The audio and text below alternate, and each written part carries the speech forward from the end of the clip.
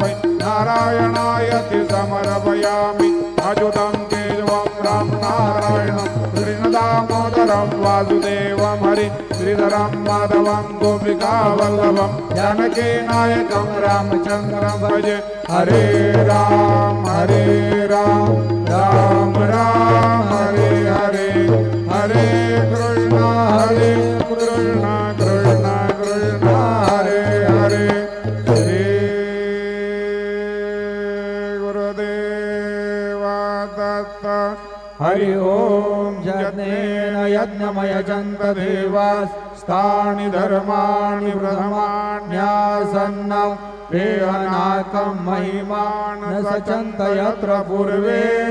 साध्या सन्ति देवाः ॐ राजाधिराजाय प्रसह्यसाहिने नमो वयं वै श्रवणाय कुर्महे समे कामान् कामकामाय मह्यं कामेश्वरो वै श्रवणो दधातु कुबेराय वै श्रवणाय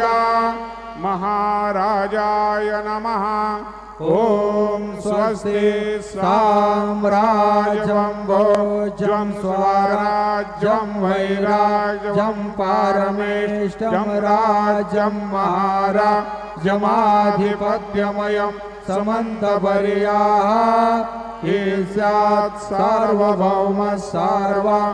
शान्तादा परार्धार्थ पृथिव्यै समुद्रपर्यन्ताय एकराळितदप्पेश श्लोको